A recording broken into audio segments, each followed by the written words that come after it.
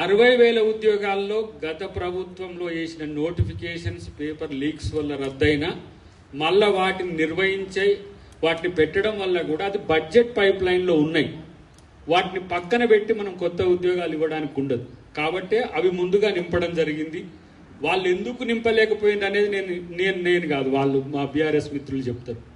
కానీ మేము అది కూడా ఒక అడ్డంకి. ఇప్పుడు దాంట్లో 10,000 వరకు అని మన అశోక్ సార్ అన్నాడు, ఇంకో మిత్రుడు 5,000 అన్నాడు, 6,000 అన్నాడు. Maybe most probably new notifications editions అయి ఉండొచ్చు కాక అవి 52,000తో ఇప్పుడు 62,000 ఇట్లా వచ్చినట్టుగా ఏదో లెక్క ఉంది. నేను దాన్ని పూర్తి స్థాయి వివరాలు తీసుకుంటా. కానీ ఇప్పుడున్న పరిస్థితుల్లో మోస్ట్ ప్రాబబ్లీ మీరు అనుకుంటున్న ఎన్నికల లోపుకే 18,000 ప్లస్ 22,000 వరకు పర్మిషన్స్ వచ్చి నోటిఫికేషన్స్ కూడా రావచ్చు అనేది నా యొక్క ఆలోచన. దాన్ని మీతో కలిసి ఒక రిప్రజెంటేషన్ ప్లాన్ చేస్తున్నా.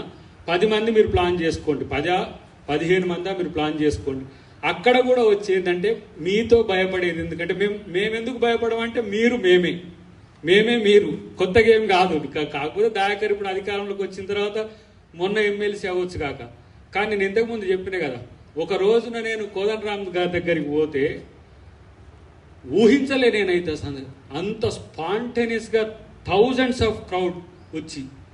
అంటే విద్యార్థి శక్తి కానీ నిరుద్యోగ శక్తి కానీ ఎట్లా ఉంటుందో నేను నా లైఫ్లో నేను ఎంకామ్ చేసిన, ఎంసీఏ చేసిన, ఎల్ఎల్బి చేసిన, పిహెచ్డి చేసిన, కానీ ఆ రోజు చూసిన ఆ కసి నాకెందుకో చాలా భయంకరంగా అనిపించింది. ఆ రోజు చాలా పెద్ద ఎత్తున ప్రతిదాడికి కూడా వాళ్ళు తెగబడే పరిస్థితుల్లో దాన్ని సబటైజ్ చేసిన అది చాలా ప్రమాదకరం. అలాంటి పరిస్థితిని మీకు రానివ్వమని మాత్రం నేను ఈ వేదిక మీద నేను తెలియజేస్తున్నా. మీకు 15వ తారీఖు వరకు ఆగస్టులో మా అశోక్ సార్ అన్నట్టు, మా మిత్రులు అన్నట్టు మీరు డెడ్ లైన్స్ పెట్టుకున్నా ఆ డెడ్ లైన్స్కి అవకాశం రాకుండా చేసే ప్రయత్నం చేస్తా.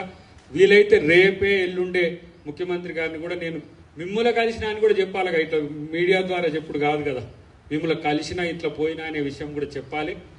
ఒకటి మాత్రం నేను గమనించింది ఏంటంటే